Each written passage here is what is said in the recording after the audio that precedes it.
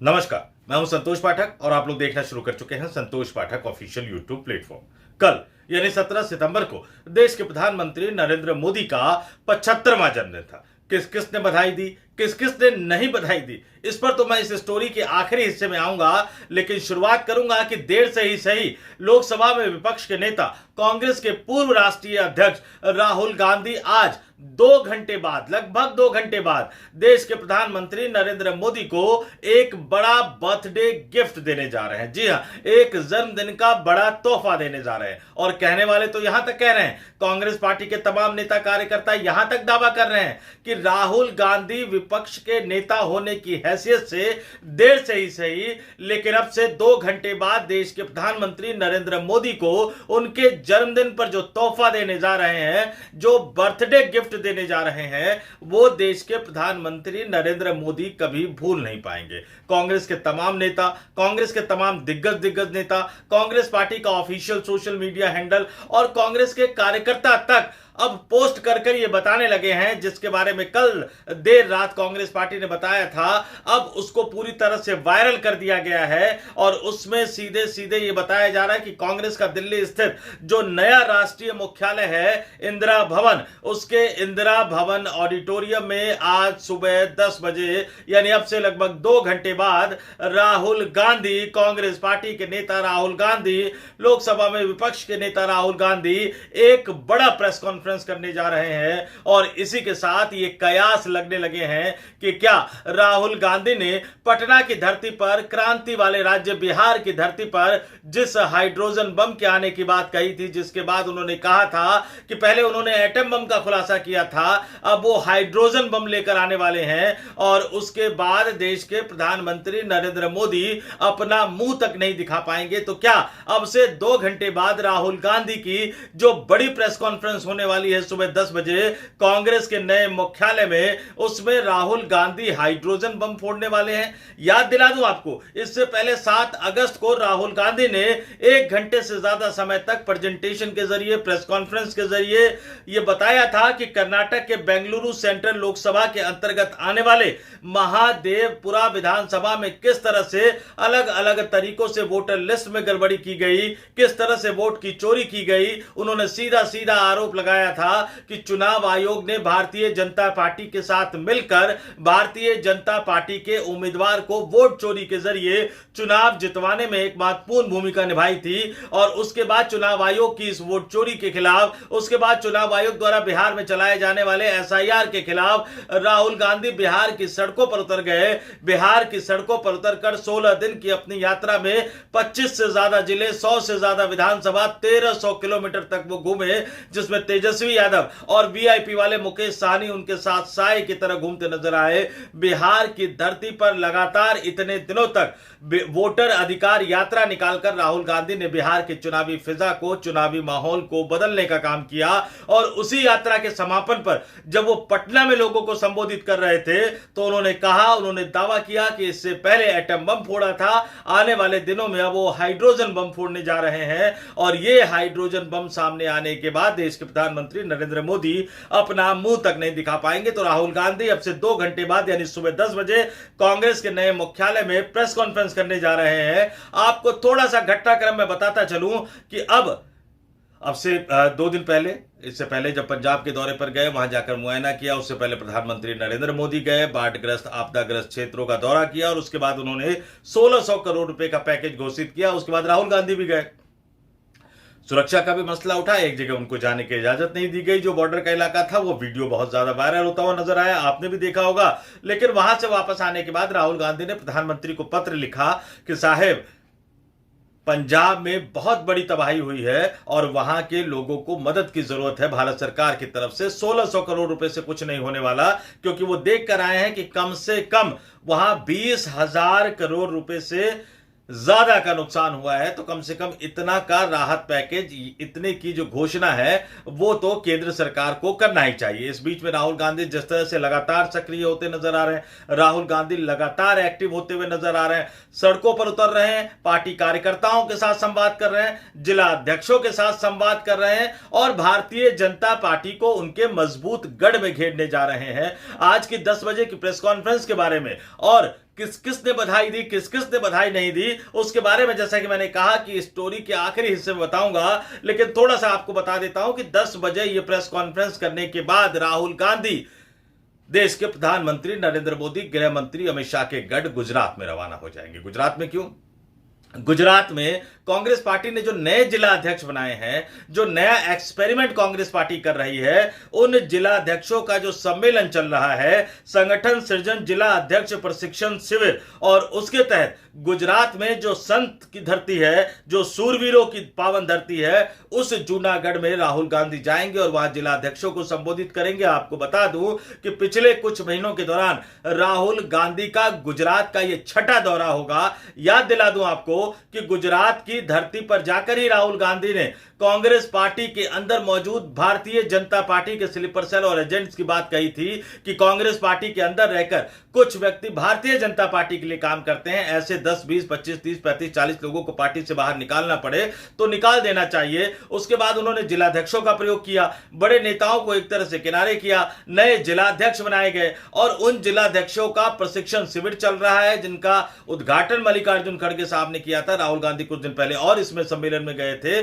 और उन्होंने 5 टास्क, संगठन से जुड़े 5 होमवर्क उन तमाम जिलाध्यक्षों को दिए थे और यह बताया था कि जब मैं 18 सितंबर को आऊंगा तो आप इन होमवर्क के बारे में हमें बताइए। तो वहां जिलाध्यक्षों को मजबूत बना रहे हैं और इसके साथ ही राहुल गांधी ने यह फैसला कर लिया है कि वो पूरे गुजरात में यात्रा निकालेंगे और जिलाध्यक्षों के घर पर रुकेंगे, जिलाध्यक्षों के घर पर भोजन करेंगे और उनसे ग्राउंड जीरो के हालात जो है वो सीधे जानने की कोशिश करेंगे। बीच में कोई मीडिएटर नहीं होगा, बीच में कोई तथाकथित बड़ा नेता नहीं होगा, जिनके कारण कांग्रेस पार्टी लगातार चुनाव जीत नहीं पा रही है गुजरात की धरती पर। आपको याद दिला दूं,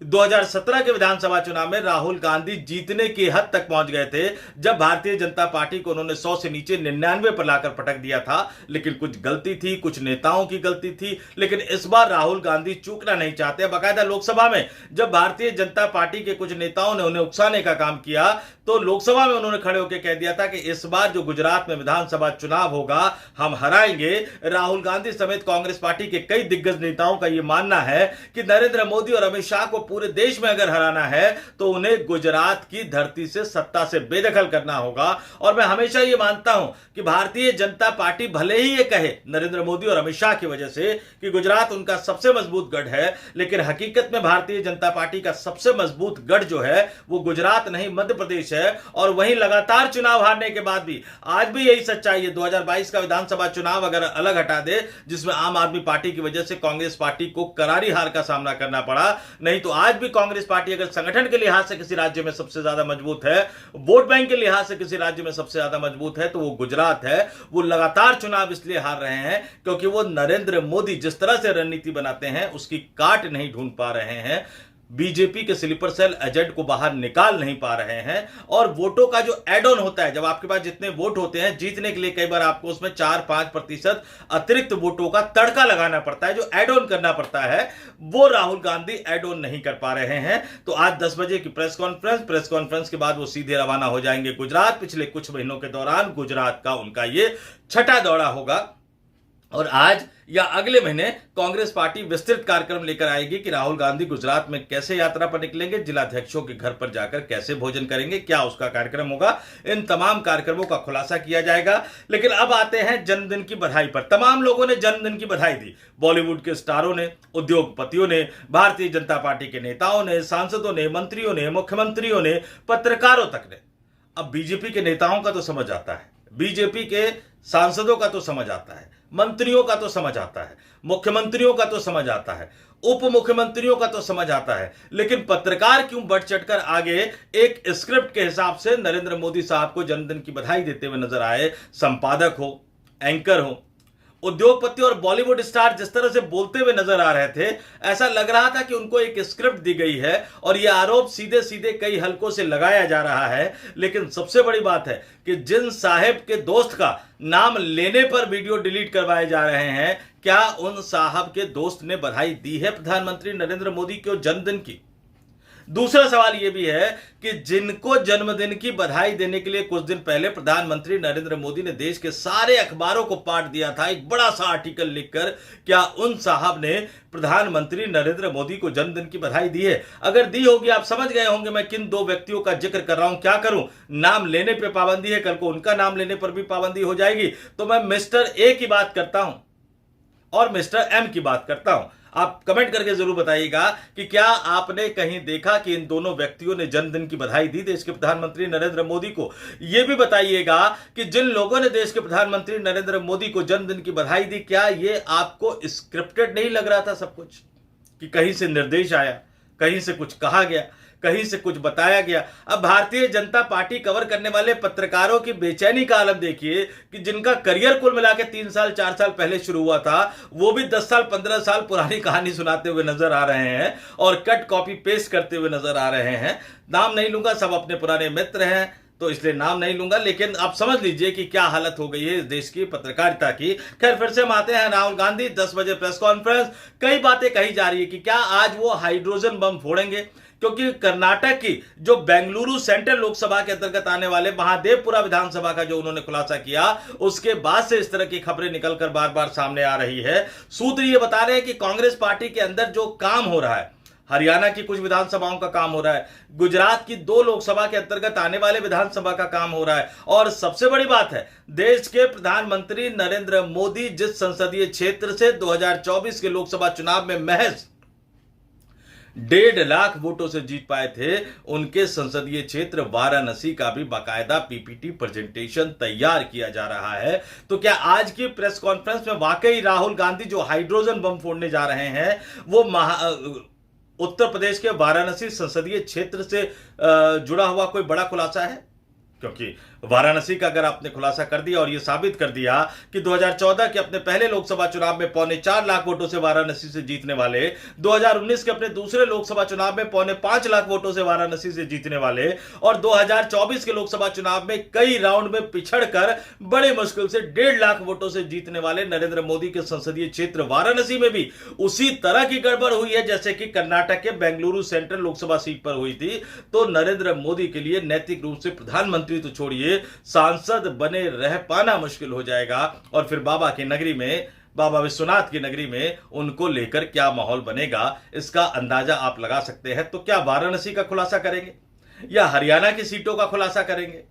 या गुजरात की सीटों का खुलासा करेंगे, या फिर महाराष्ट्र से जुड़े कोई नए तथ्य लेकर सामने आएंगे, या आज की प्रेस कॉन्फ्रेंस में राहुल गांधी कुछ और करेंगे? क्योंकि तमाम लोग हाइड्रोजन बम के खुलासे की बात कर रहे हैं, तो इंतजार करते हैं 2 घंटे बाद राहुल गांधी जब प्रेस कॉन्फ्रेंस करने के लिए आते हैं तो इस बार यानी एटम बम के बाद वो हाइड्रोजन बम का खुलासा करते हैं या फिर कुछ और मुद्दे पर प्रेस कॉन्फ्रेंस करते हैं। और अगर हाइड्रोजन बम का खुलासा करते हैं तो ये हरियाणा से जुड़ा होगा, गुजरात से जुड़ा होगा, महाराष्ट्र से जुड़ा होगा,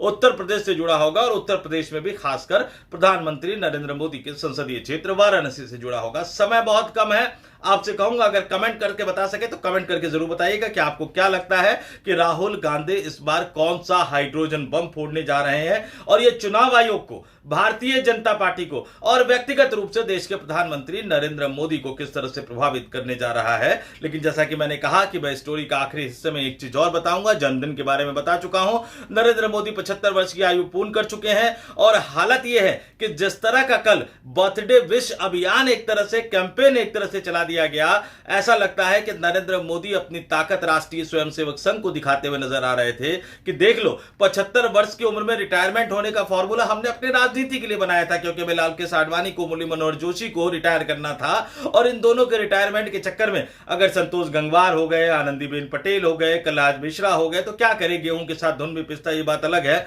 लेकिन इसका मतलब थोड़ी कि नियम हम अपने ऊपर लागू कर ले। देख रहे हो, कोई कह रहा है कि 100 साल तक मैं प्रधानमंत्री बना रहूं,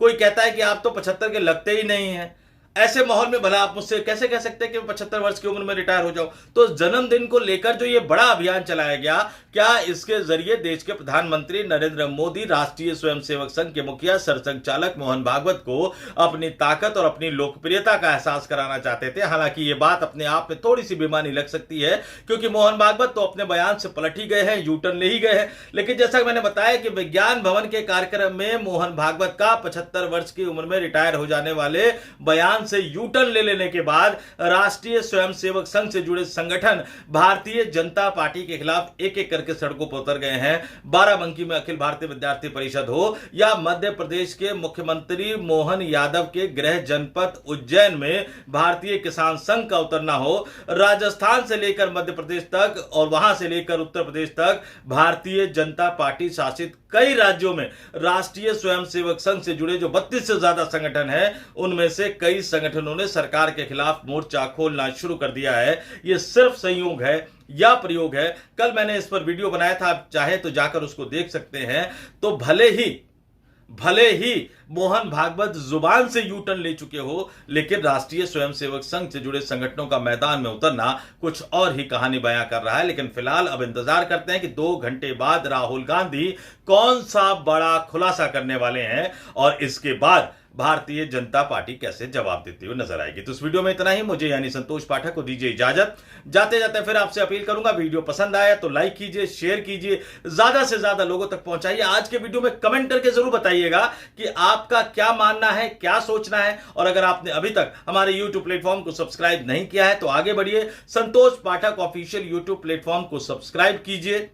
और एक जरूरी अपील कि अगर आप कर सके तो मेंबर के तौर पर हमारे प्लेटफॉर्म को ज्वाइन भी कीजिए। आप स्पेशल व्यूअर बन जाएंगे और इसके लिए कोई बहुत ज्यादा राशि आपको खर्च करने की जरूरत नहीं है। 89 रुपए महीने यानी रोजाना का 3 रुपए से भी कम में आप हमारे स्पेशल व्यूअर बन सकते हैं। लेकिन अगर आप हमारे चैनल को ज्वाइन नहीं करना चाहते मेंबर के तौर पर, तो स्क्रीन पर QR कोड भी 2-3 बार मैंने चलवाया है, अभी भी आपके स्क्रीन पर मेरा QR कोड चल रहा है, उसको स्कैन करके भी आप हम तक अपनी आर्थिक सहायता पहुंचा सकते हैं। तो इस वीडियो में इतना ही। मुझे यानी संतोष पाठक को दीजिए इजाजत। आप तमाम लोग देखते रहिए संतोष पाठक ऑफिशियल यूट्यूब प्लेटफॉर्म। नमस्कार।